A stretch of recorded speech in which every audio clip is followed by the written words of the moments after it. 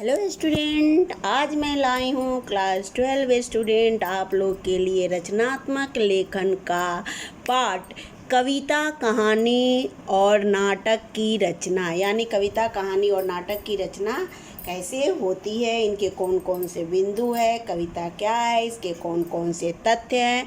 तो आप लोग इसे अच्छे से समझें। मैं पढ़ाने जा रही हूँ, आप लोग ध्यान से सुनेंगे और इस टॉपिक को अपने नोटबुक की कॉपी में भी नोट कर लेंगे।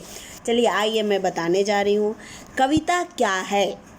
क्योंकि अब क्लास 12 में आप लोग के 2-3 नए अध्याय जुटे हैं, जो है एक नए अप्रत्याशित घटनाओं पर जो लेखन है। दूसरा क्या है, इसका दूसरा है पत्रकारीय लेखन यानी पत्रकारिता, जो क्लास 11 में आप अच्छे से पढ़ चुके हैं। तीसरा अध्याय इसका है कार्यालयी पत्र, जो भी पत्र में पढ़ाई थी, किस तरह के अधिसूचना पत्र, परिपत्र, अर्ध सरकारी पत्र, सरकारी पत्र, औपचारिक पत्र, अनौपचारिक पत्र। और चौथा में पढ़ना है आपको कविता, कहानी और नाटक की रचना, जो मैं अभी पढ़ाने जा रही हूँ। इसके बाद से है समाचार लेखन, जो मैं पढ़ा दी हूँ, इसका वीडियो भी बना के भेज दी हूँ।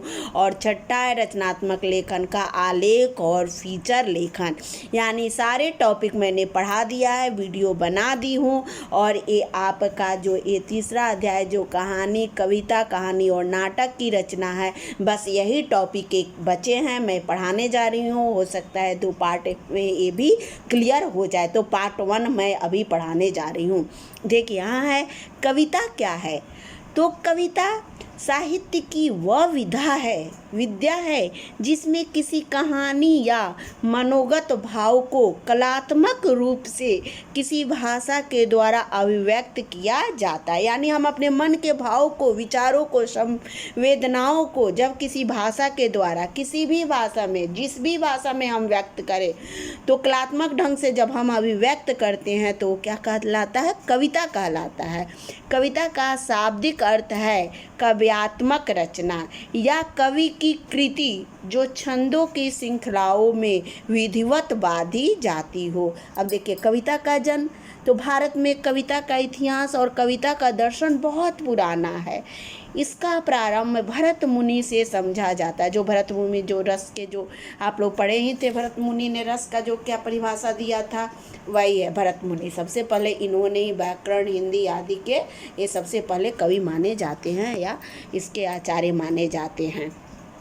तो समझा जाता है पारंपरिक लोरिया यानी शुरू की जो परंपरा की, जो शुरू से लोरिया माँ बच्चों को गा गा के सुलाती थी, वही पारंपरिक लोरिया, मांगलिक गीते जो शादी विवाह किसी मंगल कार्य के समय गाए जाते थे और श्रमिकों द्वारा गुनगुनाए गए, यानी खेतों खलिहानों में काम करते हुए गुनगुनाए गए लोक गीतों और तुकबंदी में।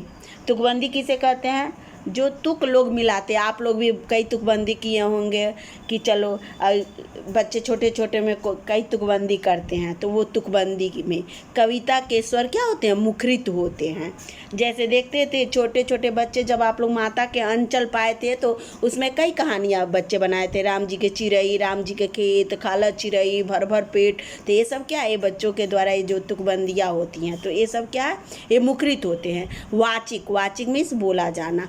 वाचिक परंपरा से यानी जिसे बोलकर, वचनों द्वारा, परंपरा से जन्मी कविता आज लिखित रूप में मौजूद है। कविता के मूल में संवेदना है। यह संवेदना संपूर्ण सृष्टि से जुड़ने और उसे अपना बना लेने का बोध है।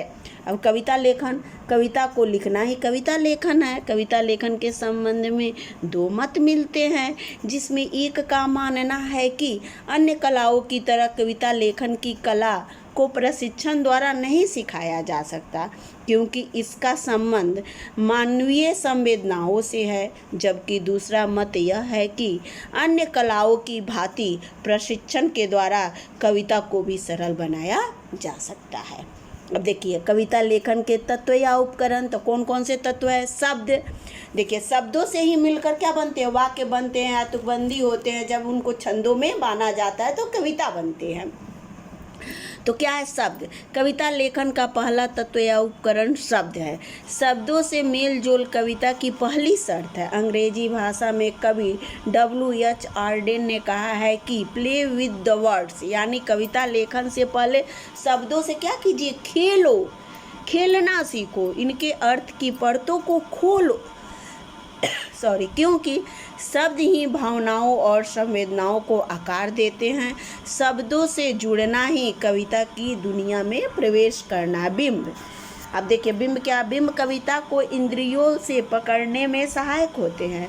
कविता लिखते समय बाह्य संवेदनाएं मन के स्तर पर बिंब के रूप में बदल जाते हैं। बिंब या चित्र होता है, बिंब का मतलब या चित्र का प्रभाव मन पर अधिक पड़ता है। कोई चीज़ देखे और वो चित्र हमारे मन में खिंच गया, वो क्या होता है? उसी को बिंब कहते हैं। बिंब मीन्स चित्र या प्रकाश, किसी चीज़ की प्रतिछाया।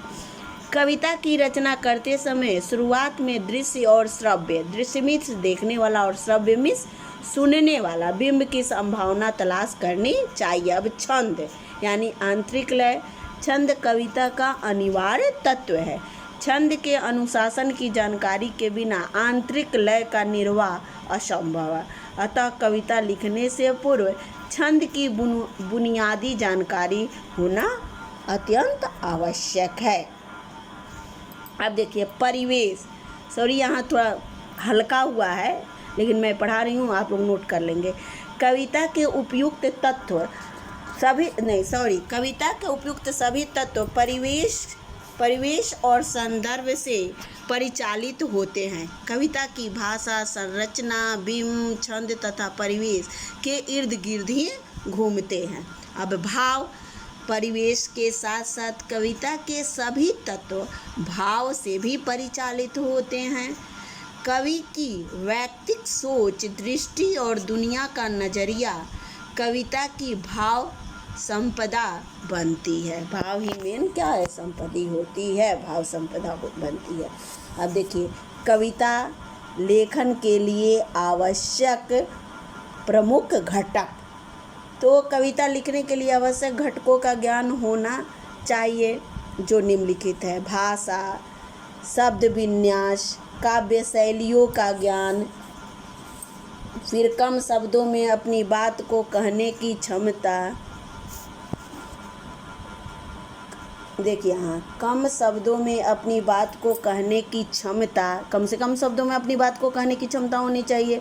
समय विशेष की प्रचलित प्रवृत्तियाँ की जानकारी, यानी उस समय क्या है, स्वरूप क्या है, साथ साथ, क्योंकि समय क्या होता है? समय के साथ साथ हर चीज़ का स्वरूप बदलते रहता है, तो उसी के अनुसार उस परिवेश की प्रचलित प्रवृत्तियों की जानकारी होनी चाहिए। नवीन दृष्टिकोण, कविता लेखन के लिए क्या? नवीन दृष्टिकोण का भी होना अत्यंत आवश्यक है। इसके बिना कविता लेखन संभव ही नहीं है। और प्रस्तुतिकरण की कला, यानी हमको प्रस्तुत करने, कविता केवल देखिए लिखनी ही नहीं आनी चाहिए बल्कि उसे प्रस्तुत करने की भी कला होनी चाहिए। प्रस्तुतिकरण की कला को क्या कहते हैं? प्रतिभा कहते हैं, कहा जाता है। और प्रतिभा को किसी नियम के सिद्धांत से उत्पन्न नहीं किया जा सकता। वह क्या होता है? वह हमारे अंदर होता है, परंतु परिश्रम और अभ्यास से विकसित किया जा सकता है। इस प्रकार क्या है? इस प्रकार एक कविता लेखन के प्रमुख आवश्यक क्या है? घटक हैं जो ये कविता के ज्ञान को देने में सहायक होते हैं। ये हो गया आपका, क्या हो गया? कविता लेखन। चलिए नेक्स्ट मैं आगे बताऊंगी पार्ट 2 में क्या? कहानी लेखन। कहानी यानी कहानी क्या है, कहानी का इतिहास क्या है, ये सब कहानी के तत्व। अब तो इसके पहले मैं बताऊंगी कहानी लेखन के। दैट्स ऑल, यहाँ मैं ख़त्म कर रही हूँ। फिर पार्ट 2 में कहानी लेखन और नाटक लेखन लेकर आऊँगी।